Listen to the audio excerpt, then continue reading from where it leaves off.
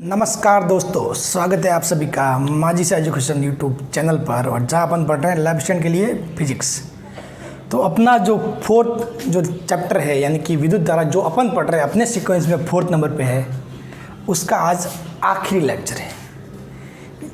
उसके बाद ये लेक्चर पूरा हो जाएगा। फिर अपन करेंगे इसके न्यूमेरिकल 2016 और 2018 में पूछे गए हैं वो करेंगे। फिर स्टार्ट करेंगे सेमीकंडक्टर यानी कि अर्धचालक वाला चैप्टर। तो आज जैसे कि अपने पिछले लेक्चर में क्या क्या पढ़ लिया था, अपन ने ये चीज़ें पढ़ ली थी कि भाई एक विभव मापी सिद्धांत वगैरह क्या यूज है, वोल्टमीटर के बदले इसके क्या फ़ायदे हैं और कैसे मापन करते हैं, मतलब गणना कैसे होती है, सब कुछ पढ़ लिया था। अब इसमें कुछ स्पेशल टॉपिक है। विभव मापी की सहायता से दो सेलों के विद्युत वाहक बल की तुलना करना। ये बोल रहा है कि ये जो विभव मापी दिया हुआ है, ये इसकी सहायता से ये जो दो सेल है, एक सेल E1 और E2, इनके विद्युत वाहक बल की क्या करना है, तुलना करना है। तो आप सभी को पता है इस सेकेंडरी, ये होता है सेकेंडरी सर्किट, ये होता है सेकेंडरी सर्किट और ये होता है प्राथमिक यानी कि प्राइमरी। तो इस प्राथमिक सर्किट के बारे में पहले सोचना है, बस इसके बारे में सोचना ही नहीं है। सबसे पहले इसके बारे में सोचना है और क्या करना है आपको निकालना होता है विभव प्रवणता। विभव प्रवणता क्या होती है? एकांक लंबाई में क्या होता है? विभव का पतन यानी कि वोल्ट प्रति मीटर। और सेम ये वोल्ट प्रति मीटर विद्युत क्षेत्र की भी इकाई होती है, यूनिट होती है, और विभव प्रवणता की भी होती है। ध्यान रखना, कभी आपको पूछ लिया जाए तो ध्यान रखना, ठीक है। विभव प्रवणता भी क्या होता है? वोल्ट प्रति मीटर। और विद्युत क्षेत्र भी क्या होता है? वोल्ट प्रति मीटर। अब देखो, पहले निकालना है विभव प्रवणता, इसको बोलते हैं अपन एक्स। क्या बोलते हैं? एक्स। तो आप एक्स कैसे निकालोगे? तो एक्स इज इक्वल टू, मैंने बताया अगर ये RH 0 दिया हुआ है, रियोस्टोड 0 दिया हुआ है तो क्या हो जाएगा? ये पूरा का पूरा EP यहाँ पे आ जाएगा, AB पे। इस तार का ही निकालते हैं अपन विभव प्रवणता। तो ये पूरा का पूरा यहाँ आ जाएगा AB का क्रॉस। तो क्या हो जाएगा? EP अपॉन EP पर इसके तार की पूरी की लंबाई L, ये होता है विभव प्रवणता। जब क्या है, जब क्या दिया हो RH is equal to 0, rheostat यहाँ पे कोई भी यहाँ पे प्रतिरोध नहीं हो, ठीक है, सिर्फ बैटरी और ये हो। यदि RH not is equal to 0 है या फिर कुछ भी प्रतिरोध दिया हुआ है तो इस केस में क्या हो जाएगा? X is equal to EP में से जो विभव पतन इस पे होगा ना वो माइनस हो जाएगा। मैंने समीकरण लिखना बताया भी था, I और RH अपॉन L। मतलब इसमें से इसका जो पतन होगा IRH, पीछे जो रहेगा वो AB पे आएगा, तो अपन L। और I कैसे निकालोगे? I निकालने के लिए क्या करोगे? EP RH और जो तार का प्रतिरोध है उसका भाग देके I निकाल सकते हो, ठीक है। तो कुल मिलाकर अपना टारगेट क्या करना है? फर्स्ट I ज्ञात करना, सॉरी X ज्ञात करना, X ज्ञात करना, विभव प्रवणता ज्ञात करना। और जब भी विभव प्रवणता ज्ञात करो इस नीचे वाले सर्किट को भूल जाओ, पहले बता रहा हूँ, ठीक है। अब देखो, अब क्या है कि भाई x क्या है कि इस तार के एकांक लंबाई में, इस तार की एकांक लंबाई में कितना विभव पतन हो रहा है, फिर कितना विभवांतर है, बस ये समझ लो। इस विभव पतन का मतलब क्या? वो ये विभवांतर ही है। इस तार की एकांक लंबाई में कितना विभवांतर है, ठीक है। तो ये है x पहले ज्ञात करना। x ज्ञात कर लिया ना, फिर काम आसान है। क्या करना है आपको? दो सेल दिए हो, कुछ भी दिया हो, किसी भी प्रकार का कुछ भी नेटवर्क हो, कोई मतलब नहीं उससे। क्या करना है? पहले चलो ये लगाया, इससे जोड़ा, फिर अपन क्या करेंगे? इसको मूव करेंगे। इसको माना किसी इस बिंदु पे ये लंबाई कितनी आ रही है? L1। कितनी आ रही है? L1, ठीक है। L1 आ रही है तो AC कितना होगा? VA minus VC। ये विभवांतर कितना हो जाएगा? X मतलब एकांक लंबाई में इंटू लंबाई L1, ठीक है। और बराबर ये किसके होगा? E1 के, क्योंकि इस केस में गैल्वेनोमीटर में तो धारा क्या जाएगी? 0 जाएगी। विक्षेप, शून्य विक्षेप होगा, संतुलन की स्थिति होगी। तो गैल्वेनोमीटर से धारा 0, गैल्वेनोमीटर का कुछ भी प्रतिरोध होगा तो भी कोई मतलब नहीं है, इसका कुछ भी आंतरिक प्रतिरोध होगा तो भी उसका कुछ मतलब नहीं है, ठीक है। समझ रहे हो ना? क्योंकि यहाँ धारा ही 0 है तो इसका आंतरिक प्रतिरोध कोई विभवांतर उत्पन्न नहीं करेगा। समझ रहे हो? इसका भी कोई आंतरिक प्रतिरोध होगा, वो भी विभवांतर उत्पन्न नहीं करेगा। तो X L1 is equal to E1, ये हो जाएगा। समझ गए? अब देखो, ये कब? स्थिति 1, इसको बोलते हैं स्थिति 1 बोल सकते हैं।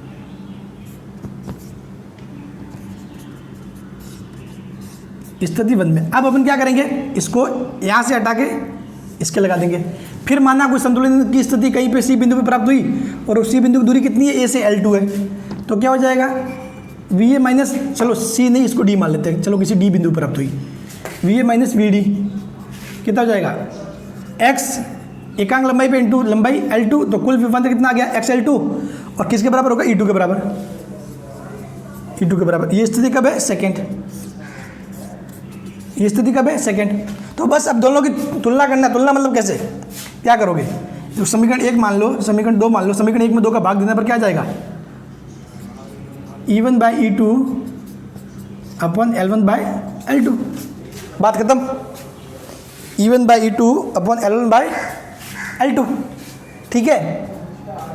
तो अब ये तुलना होगी, यानी कि तुलना मतलब, अब तुलना का मतलब क्या हुआ कि भाई कौन ज़्यादा है, कौन मतलब किसका विद्युत बल कम है, किसका ज़्यादा है।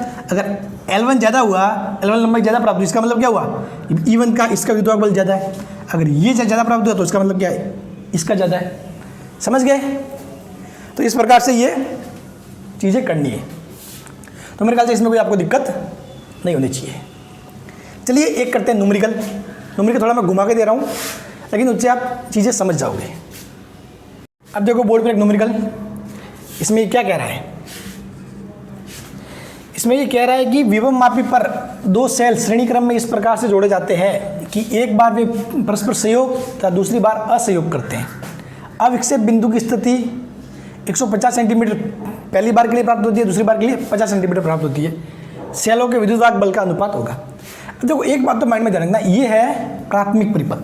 इस प्राथमिक परिपथ में कुछ भी चेंज नहीं होता जब तक कि वो स्पेशली आपको सवाल में ये नहीं दे दे कि भाई प्राथमिक परिपथ का सेल या फिर प्राथमिक सेल में या फिर प्राथमिक परिपथ में प्रतिरोध, कुछ भी इस प्रकार का लैंग्वेज नहीं दे दे, तब तक इसमें कुछ भी चेंज नहीं करना है, इसमें बदलाव नहीं करना है। इसने क्या पूछा है कि विभव मापी पर दो सेल श्रेणी क्रम में इस प्रकार जुड़ा है, तो इसका मतलब क्या है, वो द्वितीयक परिपथ में जुड़ जा रहे हैं। कहाँ जुड़ जा रहे हैं, द्वितीयक परिपथ में। जब तक ये खुद प्राथमिक लिख के ना दे दे तब तक आपको कुछ नहीं करना। समझ गए। इसने कहा है कि श्रेणी क्रम में जोड़े जाते हैं, मतलब द्वितीयक परिपथ जो नीचे ये जो बनता है इसमें जोड़े जाते हैं। समझे। अब वो कैसे जोड़े जाते हैं, ये कह रहे हैं कि एक बार वे परस्पर सहयोग करते हैं। सहयोग मतलब जैसे कि मैंने माना कोई E1 है, एक सेल विद्युत बल, एक E1 है एक E2 है, तो इसको बोलेंगे सहयोग करना। सहयोग मतलब आपस में जुड़ रहे हैं ना भाई, इसका बड़ा इस साइड, इसका बड़ा इस side, positive minus, sorry plus minus, ये E1 इसका कुल क्या होगा, E1 प्लस E2, ये हो गया सहयोग करना। दूसरा क्या कह रहा है कि असहयोग कर रहे, तो असहयोग मतलब मैंने एक, चलो ऐसे मान लिया पॉजिटिव नेगेटिव, तो एक कैसे हो गया, एक इसको कर दो, सॉरी इसको क्या कर दो,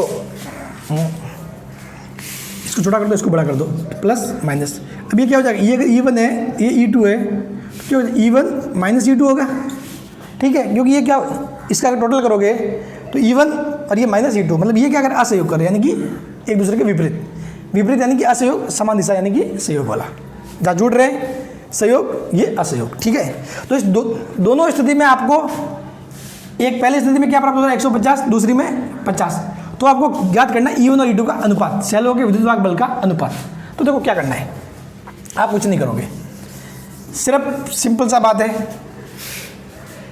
पहले आप क्या निकालोगे, x निकालोगे।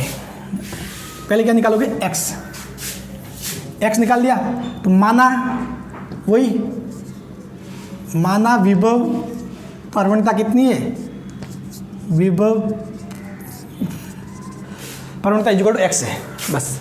क्योंकि यहाँ पर इसने अपने को कोई भी EP RH का मान तो दिया हुआ नहीं है, तो निकाल तो सकते नहीं, x मान लिया बस।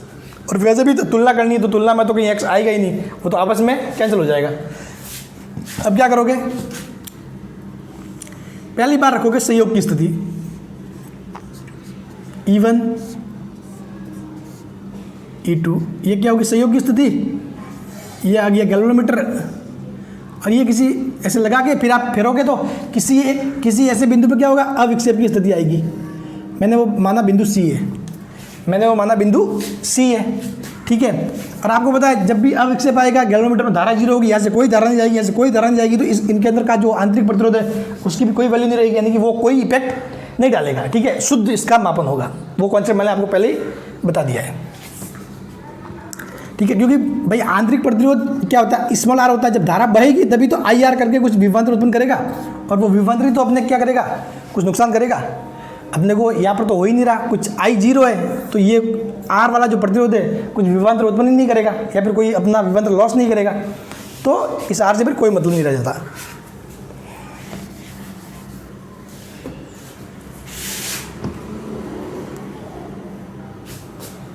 अब देखो, तो ये कितना हो जाएगा E1 और टोटल कितना हो जाएगा E1 प्लस E2, कितना हो जाएगा E1 प्लस E2। अब माना संतुलन की स्थिति क्या प्राप्त हुई, यहाँ पर प्राप्त हुई, और माना ये लंबाई किस पर प्राप्त हुई, L1, तो साफ आपको पता है क्या हो जाएगा, VA माइनस VC। अब बार बार वो चीज़ लिखने की जरूरत नहीं है, मैंने आपको पहली बार समझाने के लिए लिखा था। बस यहाँ का विभवांतर यहाँ का कितना होगा, एकांक लंबाई में विभव पतन x, तो L1 लंबाई में XL1 बराबर क्या हो जाएगा, ये विभवांतर यानी कि जो विद्युत भाग बल E1 प्लस E2 ये आ जाएगा। उसी प्रकार दूसरी स्थिति, ये क्या हो जाएगा, पहली स्थिति। दूसरी स्थिति में क्या होगा, दूसरी में क्या करना है, इसको उल्टा लगाना है, वो क्या होता है, असहयोग की स्थिति। ये होगी असहयोग वाली स्थिति। तो इस केस में क्या हो रहा है, इस केस में हो जाएगा ये माइनस, तो क्या हो जाएगा, माना इस केस में अपने को कोई डी बिंदु पे L2 दूरी पे संतुलित हुआ, अविक्षेप हुआ, तो यानी कि XL2 बराबर क्या हो जाएगा, E1 minus E2, E1 minus E2। अब क्या करो, भाग दे दो, L1 bye L2, E1 plus E2 और E1 माइनस E2। L1 कितना है, पहली बार 150। अब देखो ये इससे कोई फर्क नहीं पड़ता है सेंटीमीटर में, यहाँ पे आपको मीटर में बदलने का काम नहीं है।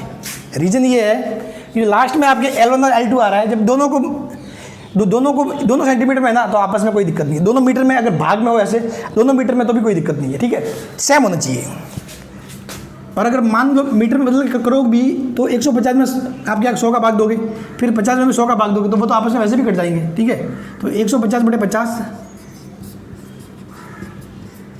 E1 plus E2, E1 minus E2 कितना आ जाएगा, ये 3, ये गुणा करके देखो कितना हो जाएगा 3, और फिर बाद में कितना आ जाएगा, इस साइड गुणा करो, E1 minus E2, E1 plus E2, ठीक है।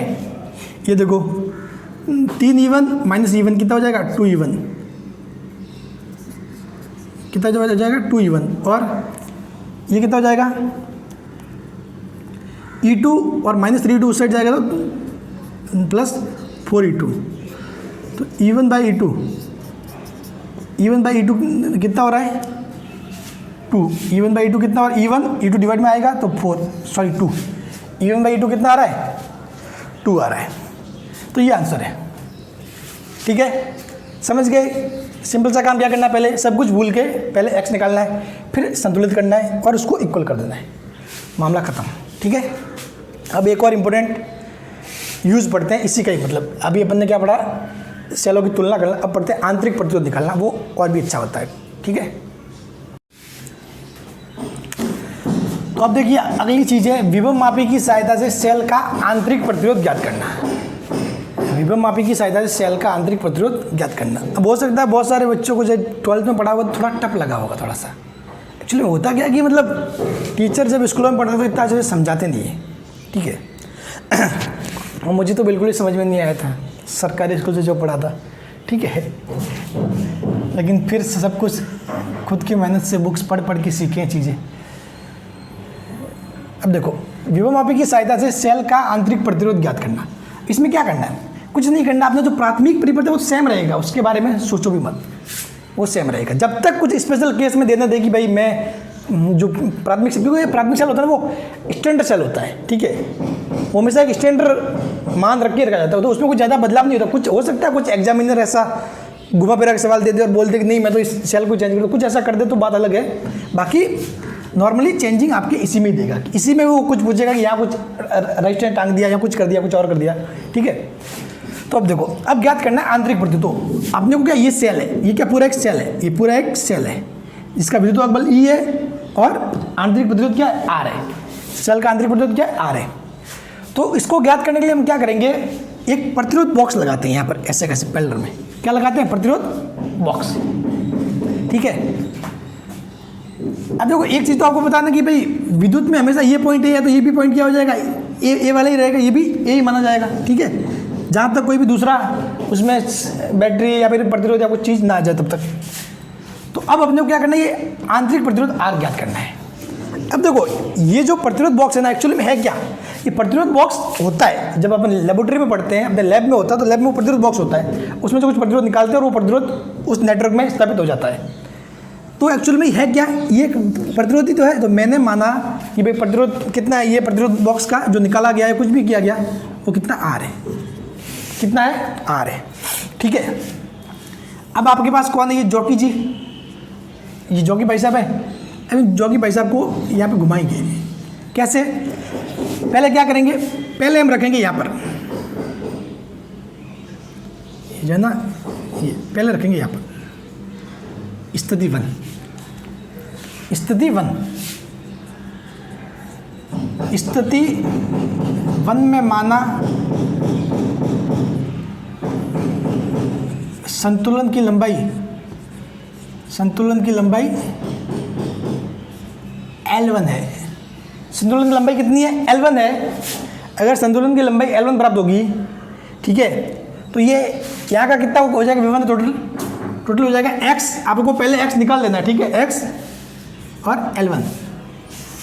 लेकिन यहाँ पर शायद इस x का काम भी नहीं पड़ेगा क्योंकि x आपस में कट जाएगा, ठीक है, तो x L1 ये हो गया।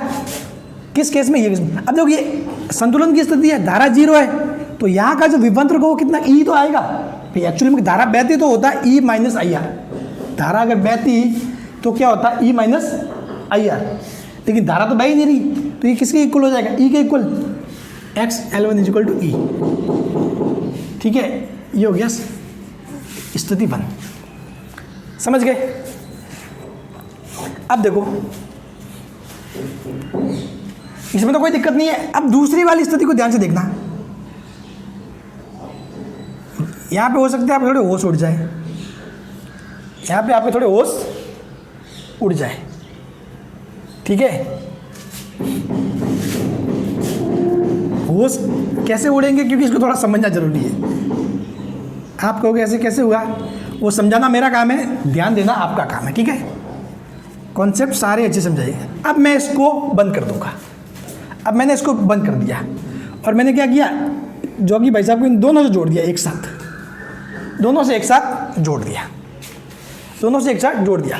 अब बिना कुछ सोचे समझे अपन इसको यहाँ घुमाएंगे, इसको यहाँ पर घुमाएंगे, तो माना स्थिति 2, ये इसको बोल सकते हो स्थिति 2, ठीक है। वो पहली वाली स्थिति आप दो बना लेना, मेरे पास इतना बड़ा बोर्ड भी नहीं है और मैं बार बार मिटा कभी 2 डायग्राम बना नहीं सकता, आप 2 डायग्राम बस, ये दूसरा वाला डायग्राम। माना स्थिति 2 में संतुलन, अबे यार क्यों पटपट कर रहा है, नीचे पता नहीं, मैं जिस सेकंड फ्लोर पे हूँ मैं अभी, ठीक है, और नीचे वाले फ्लोर पे कुछ काम चल रहा है तो टप टप किए जा रहे हैं। माना स्थिति 2 में संतुलन L2 पर है, L2 पर प्राप्त होता है, तो क्या हो जाएगा, तो क्या हो जाएगा, वो सबसे इंपॉर्टेंट बात है यहाँ पे समझने की। भाई अपन घुमाएंगे तो कहीं ना कहीं संतुलन प्राप्त होगा, क्योंकि इसका विभवांतर इसकी विभवांतर के जहाँ पे बराबर होगा वहाँ पर संतुलन प्राप्त हो जाएगा। ये विभवांतर बराबर ये विभवांतर, तो संतुलन मतलब क्या, धारा 0, धारा 0। तो जब इससे गैल्वेनोमीटर से धारा 0 जा रही है तो यहाँ से कोई धारा तो जाएगी नहीं, IG इक्वल टू 0, IG बराबर क्या हो जाएगा 0। तो अगर यहाँ से कोई धारा जा नहीं रही तो इसमें भी धारा बहने का कोई चांस नहीं, इसमें भी धारा बहने का कोई चांस नहीं, ठीक है भाई। धारा अगर बहती तो वो वापस लौट के आती, क्योंकि धारा हमेशा अपना परिपथ पूरा करती है, ध्यान रखना, हमेशा धारा जहाँ से निकलेगी वहाँ वापस आएगी, ये फिक्स है, जहाँ से निकली वहाँ वापस आएगी, बोले कैसे भी घूम के आओ। तो अगर धारा अगर यहाँ से निकल रही है तो उसको घूम के कहीं ना कहीं इसको वापस यहाँ पे मिलना था। इस ये जो IG है, IG अगर यहाँ से इसमें जाती तो, लेकिन अब बात क्या है, जब आप घुमा रहे थे तब तो धारा कुछ थी, ऐसा नहीं कि धारा जा रही थी, लेकिन जैसे ही संतुलन की स्थिति प्राप्त हुई ये IG कितना हो जाएगा 0, IG कितना हो जाएगा 0, क्योंकि पहले जो आप कर रहे थे ना उस केस में क्या हो रहा था, ये IG यहाँ से ऐसे जा रही थी, ऐसे या मतलब कैसे भी कुछ भी हो रहा था, ऐसे जा रही हो, ऐसे जा रही हो, ठीक है, अपने को उसको कोई मतलब नहीं, ठीक है। ये आई जी मतलब ऐसे घूम के वो वापस आ रही थी, माना ऐसे जा रही थी, तो ऐसे जा रही थी, ऐसे घूम के, मतलब वो आई जी पे आ रही थी, ठीक है। क्योंकि पहले क्या था भाई, इसका और इसका विभवांतर समान नहीं था, लेकिन जब आपको एक ऐसा बिंदु मिलेगा जहाँ पर इसका विभवांतर और इसका विभवांतर समान होगा, उसको बोलते हैं शून्य विक्षेप की स्थिति। उस शून्य विक्षेप की स्थिति में गैल्वेनोमीटर से धारा जीरो जाएगी, तो आई जी इक्वल टू जीरो। तो धारा जीरो जा रही है, धारा क्या जा रही है, जीरो जा रही है। इसका मतलब क्या है, आप ये समझ लो कि ये जो परिपथ है इसका कोई मतलब ही नहीं है। धारा जीरो मतलब इस परिपथ, इस धारा ही जीरो है, तो इस पार्ट का मतलब ही नहीं है, भूल जाओ, समझ गए भाई। धारा ही जीरो हो गई ना, तो ये तो फिर क्या, इनका कोई रोल ही नहीं है। ये तो मतलब क्या, धारा जीरो मतलब टूट गया इस सर्किट से, ये भी टूट गया, ये वाला पार्ट भी टूट गया। धारा जा रही थी तब यहाँ से जा रही थी, ऐसे घूम के यहाँ से वापस ऐसे आ रही थी, ठीक है। तो अब ये टूट गया, तो एक्चुअली में आप देखोगे तो अब धारा, इसमें धारा क्या बहेगी, कुछ इस बैटरी से तो निकलेगी भाई। इस बैटरी को आपने इस पहले वाले केस में तो क्या था कि ये प्रतिरोध इससे जुड़ा हुआ नहीं था, यहाँ से बंद था, तो इसलिए धारा नहीं जाए। अब तो ये धारा बहाएगा ऐसे, तो ये आई कितना आएगा, I is equal to E upon battery का आंतरिक प्रतिरोध R plus R, R plus R, तथा प्रतिरोध आर के सिरों पर विभवांतर कितना हो जाएगा, विभवांतर कितना हो जाएगा। अगर यहाँ का विभवांतर V है तो विभवांतर कितना हो जाएगा, V आई आर। ये जो धारा बह रही है वो आई आर कैसा आएगा, ये प्लस ये माइनस ऐसे आएगा, धारा बहेगी तो पॉजिटिव से एंटर करेगी, नेगेटिव से बाहर जाएगी। तो आई कितना है, E R R plus R, ये आ जाएगा। तो अब देखो, जब आपको संतुलन की स्थिति प्राप्त हुई है L2 पर, तो संतुलन की स्थिति प्राप्त हुई है मतलब क्या हुआ है, यहाँ का विभवांतर और यहाँ का विभवांतर क्या हुआ है, यहाँ वाला ऊपर वाला भी समान हुआ है, तभी तो धारा जीरो हुई है। तो संतुलन की स्थिति में L2 पर, तो ये क्या हो जाएगा, यहाँ का विभवांतर कितना हो जाएगा, x L2 बराबर कितना हो जाएगा, V आई आर, या फिर इसको क्या लिख सकते हो, E R R plus R, ठीक है। ये विभवांतर, ये समझ गए, कितना हो जाएगा, ये V बराबर कितना हो जाएगा, E R R plus R, E R R plus R हो जाएगा, ठीक है। अब देखिए, अब क्या करोगे आप, इसमें इसको समीकरण 2 दे दो, 1 में 2 का भाग दे दो, समीकरण 1 में 2 का भाग दे दीजिए। तो अगर 1 में 2 का भाग दोगे तो क्या आएगा, L1 अपॉन L2, और इस 1 में 2 का भाग तो ई से ही कट जाएगा, और ये R plus R upon R, R plus R upon R. यहाँ से अगर देखोगे आप क्या कर सकते हो, आपको निकालना है स्मॉल आर, आपको निकालने वाली स्मॉल आर की, ठीक है।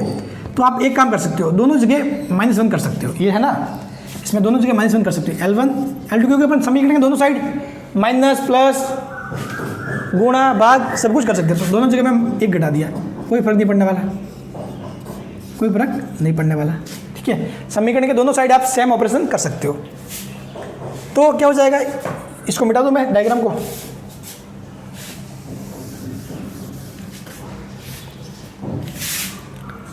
L1 minus L2 upon L2, ऊपर क्या हो जाएगा, R plus R minus R upon R, ये आर से आर कैंसिल, ये आर इस साइड जाएगा, तो कुल मिला के R is equal to L1 minus L2 और आर।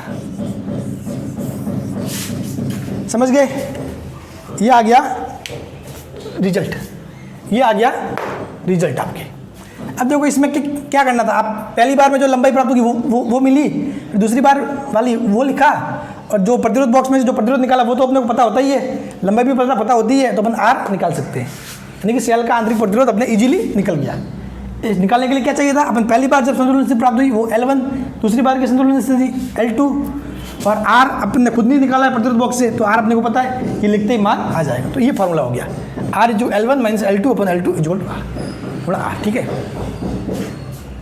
देखो फॉर्मूले को ज़्यादा रखने के पीछे नहीं पड़ना, ठीक है, ध्यान रखना। अगर इसी लैंग्वेज दे दे, सेम लैंग्वेज दे दे कि भैया इसको घुमा फिरा के भी पूछ सकते हैं, तो इसलिए ज़्यादा फॉर्मूले को रटने की कोशिश मत करना, मेथड सीखो, मेथड सीखो। मैंने क्या बताया, इसमें कोई दिक्कत वाली बात नहीं, कोई बड़ी बात नहीं। मैंने आपको एक एक चीज़ कॉन्सेप्ट के साथ बता दी है कि कहाँ क्या हो रहा है। आपको कहीं पर भी टीचर 12th में इतना सिखाते भी नहीं है, ये सर्किट टूट गया क्या कैसे हो गया, ये समझ में ही नहीं आता। खुद मैं 12th में पढ़ता था, मुझे समझ में नहीं आया, ठीक है, क्योंकि भाई मेरे तो टीचर नहीं समझाया था। सरकारी स्कूल जो था, ठीक है, उनको चाहिए था सिर्फ वही बच्चे जो उनके बाद ट्यूशन्स पढ़ने जाए, ठीक है, उनको पैसे दे। खैर अपने पास थे नहीं। तो विभव मापी की सहायता से सेल का आंतरिक प्रतिरोध ज्ञात करना ये खत्म हो गया। Small r equal L1 minus L2 upon L2 1 R दिया जाएगा। अब सवाल कैसे भी घुमा फिरा के दे दो, उससे आपको कोई मतलब नहीं है, मेथड ध्यान रखना बस। बच्चे क्या करते हैं, सर कि हमको फिजिक्स टफ लगती है। फिजिक्स टफ इसलिए लगेगी, उसने पढ़ा, अच्छा फॉर्मूला क्या R, बस आंतरिक प्रतिरोध निकालने के लिए R equal L1 minus L2 upon L2। अरे भाई ठीक है, फॉर्मूला जब तक ठीक है जब सवाल इसी लैंग्वेज में पूछ ले कि मैंने आपको कि भाई चलो ये इसी जो जिस लैंग्वेज में मैंने आपको करवाया है उसी लैंग्वेज में पूछ लो, ठीक है। अगर इसने कुछ और कर दिया, जोड़ तोड़ के इसके समांतर में कुछ प्रतिरोध और लगा दिया स्मॉल r, या फिर कुछ बैटरी की कुछ और कर दिया, 2 बैटरी लगा दी, तो फिर वहाँ घूम जाओगे ना। वहाँ फिर क्या काम आएगा, कॉन्सेप्ट ही काम आएगा। क्या काम आएगा, कॉन्सेप्ट ही काम आएगा।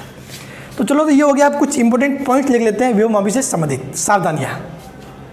अब देखिए कुछ इंपॉर्टेंट पॉइंट है, सावधानियाँ। सावधानियाँ क्या है, जब अपन लैब में कुछ काम करते हैं इस पे विभव मापी पे, तो क्या क्या सावधानी रखनी पड़ती है। वो प्राथमिक सेल का विद्युत वाहक बल अज्ञात विभवांतर से अधिक होना चाहिए, यानी कि जो प्राथमिक सेल है उसका विद्युत वाहक बल अज्ञात विभवांतर यानी कि जो माप रहे हैं उससे अधिक होना चाहिए। यानी कि फॉर एग्जाम्पल अपन यही करते हैं कि EP होता है, ये अपने रिएक्टर वगैरह ये तार होता है, फिर अपन यहाँ पे कुछ ऐसे लगाते हैं। अब ये क्या है, ये EP हमेशा यहाँ पे जो E रखते हैं ना, इससे ज़्यादा होना चाहिए।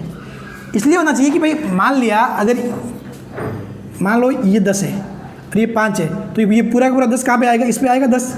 तो इस 5 को संतुलित करने के लिए आप जॉकी से संतुलित करोगे तो कहीं यहाँ पर ये 5 वाला संतुलित होगा बीच में, ठीक है। लेकिन अगर ये कितना हुआ, ये 5 हुआ और ये कितना हुआ, 10 हुआ, तो ये तो यहाँ पर तो विभवांतर पूरा 5 चाहिए, तो इस 5 का इससे संतुलन कैसे होगा, बैठेगा ही नहीं भाई। ये तो कहीं पे संतुलित नहीं होगा, क्योंकि यहाँ पे रखोगे तो माना 1 वोल्ट प्राप्त होगा, यहाँ पे 2 वोल्ट, 3 4 यहाँ तक माना 5 वोल्ट, तो ये 5 तक ही संतुलित हो पाएगा। ये तो 10 है, तो कहीं पर भी जॉकी का मतलब अब इससे बिंदु नहीं आएगा। तो इसीलिए अपने को क्या चाहिए, EP हमेशा ज़्यादा चाहिए E से, यानी कि जो प्राथमिक सेल का विद्युत वाहक है वो हमेशा जो नाप रहे हैं उससे ज़्यादा होना चाहिए। इतना तो अपने को आइडिया होना ही चाहिए, ठीक है।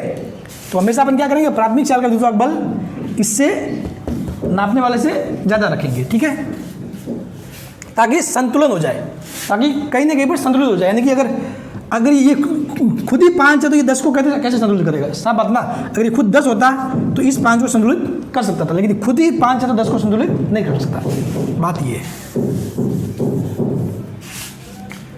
अब देखो, प्राथमिक और द्वितीय परिपथ में जुड़े सभी विद्युत वाहक बल का धनाग्रह यानी कि पॉजिटिव भाग ये करते हैं अपन।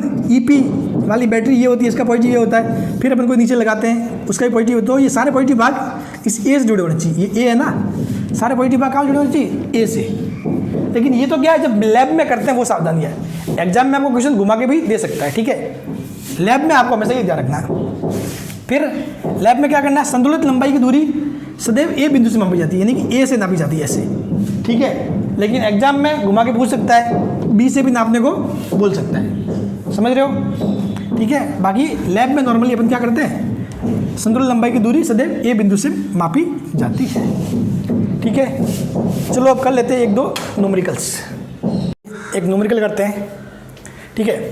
पहले इसकी लैंग्वेज को पढ़ो, ये क्या बोल रहा है वो समझो अच्छे से, फिर चीज़ें करने का हमेशा ये ध्यान रखना। ये बोल रहा है एक विभव मापी तार की लंबाई कितनी है, 100 सेंटीमीटर। विभव मापी तार की लंबाई कितनी है, 100 सेंटीमीटर, तथा प्रतिरोध कितना है, 10 ओम है। तो मैंने मान लिया विभव मापी का तार है, योग तार है A से B, ठीक है। ये कितना है लंबा, L = 100 सेंटीमीटर। इसका प्रतिरोध कितना, R = 10 ओम। अब कह रहा है इससे एक किसको, इस तार को, ध्यान रखना, लैंग्वेज समझना। एक विभव मापी तार की लंबाई दी हुई, फिर ये कह रहा है इसको किसको, तार को 40 ओम के प्रतिरोध तथा 2 वोल्ट विद्युत वाहक बल की बैटरी इसका आंतरिक प्रतिरोध नगण्य है के साथ श्रेणी क्रम में जोड़ा जाता है। इसका मतलब ये कह रहा है कि भाई इसके साथ ये जो ऐसे जोड़ा जाता है, ये 2 वोल्ट की कोई बैटरी है और यहाँ पर कोई प्रतिरोध क्या जोड़ा जाता है, ऐसे 2 वोल्ट की बैटरी और यहाँ पर कोई प्रतिरोध ऐसे जोड़ा जाता है, 1 मिनट, हाँ ये देखिए, समझ गए। और प्रतिरोध कितना है, 40 ओम के साथ श्रेणी क्रम में जोड़ा। तो इसके साथ श्रेणी क्रम हो गया, इसके साथ ये किसमें हो गया, श्रेणी क्रम में। यदि किसी अज्ञात विद्युतवाहक बल E को विभवमापी तार पर 40 सेंटीमीटर लंबाई पर संतुलित किया जाता है। अब कोई अज्ञात विद्युतवाहक बल है E, इसको गैल्वेनोमीटर लगा के यहाँ पे 40 सेंटीमीटर पर संतुलित किया जाता है। 40 सेंटीमीटर पर संतुलित किया जाता है। E का मान ज्ञात करो, E का मान ज्ञात करना है। तो पहले मैंने बताया अपने को क्या ज्ञात करना है, विभव प्रवणता। विभव प्रवणता, विभव प्रवणता क्या होती है, x बराबर क्या होता है, VA माइनस VB अपन L, VA माइनस VB अपन L, यानी कि 100 सेंटीमीटर मीटर में कितना हो जाएगा, 1 मीटर, ठीक है, मीटर में बदल दिया। तो अपने को ये निकालना है। अब निकालना अपने को VA माइनस VB। तो देखो VA माइनस VB निकालने के लिए इसको छोड़ दो, पहले मैंने बताया क्या करोगे, ये निकालना अपने को, कौन सा वाला, ये, इसके ऊपर विभवांतर कितना होगा। तो इसके ऊपर कितना होगा, देखो इस तार में से धारा कितनी बहेगी, इसको छोड़ दो तो 2, इस तार में से धारा बहेगी, I बराबर कितना होगा, I इक्वल टू कितना हो जाएगा, I बराबर कितना हो जाएगा, 2/40 और 10, 40 ओम, और इसका तार का प्रतिरोध 10 क्योंकि इसी से धारा बह रही है, इसमें तो कोई जा ही नहीं रही। ये तो पहले अपने को क्या मानना है, टूटा हुआ मानना है। तो 2/50, ठीक है, ये हो जाएगा। I कितना हो जाएगा, 2/50 एम्पियर। तो अब इसके मध्य विभवांतर कितना हो जाएगा, विभवांतर कितना हो जाएगा, VA minus VB equal to कितना, IR, और I कितना है 2/50 और R कितना है 10 ओम, ठीक है, कितना हो जाएगा 2/5, 2/5। तो x कितना आ गया, अगर यहाँ 2/5 रखोगे तो x बराबर कितना आ जाएगा, 2/5 वोल्ट प्रति मीटर। विभव प्रवणता का क्या होता है, 2/5 ही होता है, वोल्ट प्रति मीटर, ठीक है। या फिर इसको आप VA माइनस VB ऐसे भी निकाल सकते थे, E माइनस I और ये वाला R 40, फिर भी करते तो भी कितना था, 2/5 ही आता, क्योंकि ये कितना 2 माइनस I कितना होता, 2/50 इंटू 40, ये करते 0 से 0 कैंसिल, तो 10 माइनस 8, ये तो 10 माइनस 8, ऊपर 10 माइनस 8 यानी कि 2/5, ठीक है। तो भी वही आता है, भले आप कैसे भी करो, इसमें से ये घटा के ये पैरेलल में ये रखो, या फिर डायरेक्ट ये निकाल दो, कैसे भी करो, ठीक है। तो x कितना आ गया, 2/5। अब आपको बताइए 40 सेंटीमीटर पर संतुलित हो रहा है, तो मैंने बताया था अगर E यदि L1 लंबाई पर संतुलित हो रहा है तो अपने क्या होता है, E equal to XL1, E equal to XL1। x कितना हो रहा है प्राप्त, 40 सेंटीमीटर, 40 सेंटीमीटर यानी कि 40/100 इंटू L1 कितना है 40/100 और x कितना है 2/5, 2/5, ठीक है। ये कितना हो गया 800/500, 800/500, ठीक है, कितना, सॉरी 80, हाँ 80/500। अब क्या करो, ये 5 से कितनी बढ़ जाएगा, 16 बार, 16/100 0.16, तो ये कितना हो जाएगा 0.16 वोल्ट। ये बराबर कितना हो जाएगा 0.16 वोल्ट। समझ गए, कुछ नहीं करना, इसको बोल जाओ पहले VA माइनस VB निकालो, बस इसका पूरे का निकालना विभव, फिर उसमें इसकी टोटल लंबाई दी उससे भाग दे दो, वो आ जाएगा विभव प्रवणता, एकांक लंबाई में विभव पतन या विभवांतर, ठीक है। फिर ये E इक्वल टू XL1 यानी कि एकांक लंबाई में x है, तो L1 लंबाई में कितना हो जाएगा XL1, किसके बराबर होगा संतुलन की स्थिति में, E के बराबर, तो E इक्वल टू XL1, ठीक है, कितना जाएगा 0.16 वोल्ट। तो ये अपने चैप्टर पूरा हो गया। हाँ, इस चैप्टर में एक चीज़ मैंने साहब आपको नहीं बताई, वो मैं बता देता हूँ, वो शेयर करना जरूरी है, ठीक है। बड़ी चीज़ नहीं थी मतलब, ठीक है, कॉमन सी चीज़ है। मैंने आपको बताया था कि भाई बैटरी है ना, कोई बैटरी ऐसे है, ये E1 है, ठीक है, और ये E2 है। अगर इनको ऐसे जोड़ दिया जाए तो क्या होगा, E1 प्लस E2। अगर ये ऐसे होता तो क्या होता, E1 माइनस E2। लेकिन सर अगर ये ऐसे हो तो ये E1 ये E2 ऐसे हो तो देखो मैं आपको बता दूं, ऐसे इस प्रकार की चीज़ पॉसिबल ही नहीं है, इस प्रकार की चीज़, क्योंकि समांतर क्रम में क्या होता है, हमेशा विभवांतर समान होता है। तो समांतर क्रम में आप अलग अलग विभवांतर नहीं रख सकते। रियल में इस प्रकार का डायग्राम पॉसिबल नहीं है, संभव ही नहीं है। इवन ये कब संभव है, कब संभव है, जब E1 = E2 हो, जब दोनों बराबर है, क्योंकि समांतर में हमेशा विभवांतर समान होना चाहिए, वही सर्क्यूट मान्य होता है, वही परिपथ मान्य होता है। ऐसा रियल में पॉसिबल नहीं। आप दोनों बैटरी अलग अलग विभवांतर की नहीं लगा सकते, ऐसे आप उसे जोड़ नहीं सकते, कोशिश कर लेना, ठीक है। मुझे नहीं पता कुछ हुआ तो ठीक है, उसकी जिम्मेदारी मेरी नहीं है, ठीक है। तो इसलिए समांतर में ऐसे नहीं होता, ये पॉसिबल नहीं होता, ठीक है। ये कब होगा, दोनों सेम होंगे, इवन। अगर हो सकता है तीसरा भी लगा सकते हो आप, तीसरों को भी आप इवन लगाना, तीनों सेम होना, 3 समांतर में तीनों सेम होना चाहिए, 4 समांतर में चारों सेम होना चाहिए। तो फिर इसका टोटल जो प्राप्त होगा विभवांतर वो कितना होगा, वो इवन के बराबर ही होगा। भले 10 बैटरी लगाओ समांतर में तो भी इवन, 100 बैटरी लगाओ तो भी कितना मिलेगा, ये इवन ही मिलेगा। लेकिन फायदा क्या होगा कि धारा बढ़ जाएगी, धारा बढ़ जाएगी। जब समांतर में क्या होता है, जैसे कि आपने एक तो लगाया, ये समांतर में लगा दिए, ये लगा दिए ई। अब क्या है, इनका टोटल तुल्य है ना, विद्युत बल तो कितना आएगा, विभवांतर तो ई आएगा, भले 3 हो 10 हो कितने भी हो समांतर में ई आएगा, ठीक है। लेकिन धारा क्या होगी, बढ़ जाएगी। यहाँ से I1 I2 I3 तो तीनों मिलकर I1 + I2 + I3, इस तीनों धारा का मान बढ़ जाएगा, ठीक है।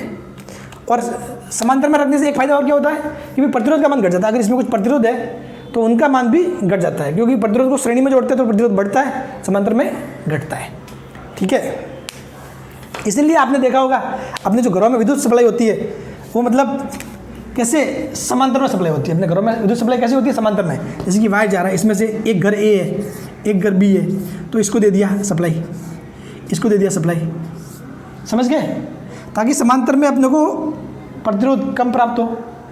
और दूसरा कि भाई अगर ए के घर पे कोई मिस्टेक हुई तो कोई दिक्कत नहीं, बी का घर तो चालू रहेगा, उसके घर पे लाइट आएगी। नहीं तो अगर श्रेणी में जोड़ देना तो क्या होता है, यहाँ पे आपने ए जोड़ दिया, चलो यहाँ पे बी जोड़ दिया, बी वाला घर आ गया, ठीक है। तो अब ए के घर पे कुछ मिस्टेक हुई, वायर कट हो गया, डैमेज हो गया, तो ये धारा आगे बी के घर तक जाएगी नहीं, समझ रहे हो। तो अपने घरों में सप्लाई किसमें होती है, समांतर में होती है। या फिर किसी के घर पे फंक्शन है, शादी है, इससे आपकी दुश्मनी है, झगड़ा है, शादी है इसके घर पे, हाँ चलो अपने घर का वायर काट दिया। या फिर आपने घर के बाद से जो जा रहा है वही काट दिया, तो बेचारे इसके घर पे अंधेरा हो जाएगा, ठीक है। तो इसलिए अपने घरों में सप्लाई किसमें होती है, समांतर में। समांतर में एक तो फायदा ये कि भाई किसी एक में कुछ डिस्टर्बेंस हो तो दूसरे पे इफेक्ट ना हो।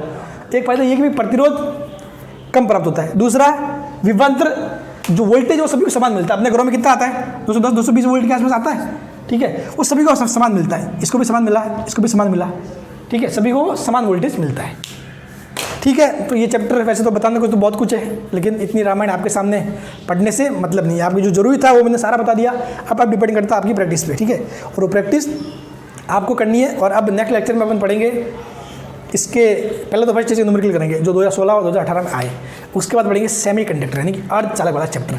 वो चैप्टर भी आप ध्यान से पढ़ना और इतना अच्छा पढ़ाऊंगा क्योंकि वो भी मतलब ये समझ लो जिस प्रकार से ये मेरा एक्सपर्ट टॉपिक है यानी एक्सपर्ट सब्जेक्ट है, ठीक है, उसी प्रकार सेमीकंडक्टर वो भी मेरा एक एक्सपर्ट मतलब उसमें मतलब ये कह सकता हूँ कि मतलब अच्छे से आता है। मैं अच्छे से डील भी कर सकता हूँ, आपको भी पढ़ा सकता हूँ और इवन डिग्री वाले लेवल को भी मैं पढ़ा सकता हूँ वो चीज़ें, ठीक है।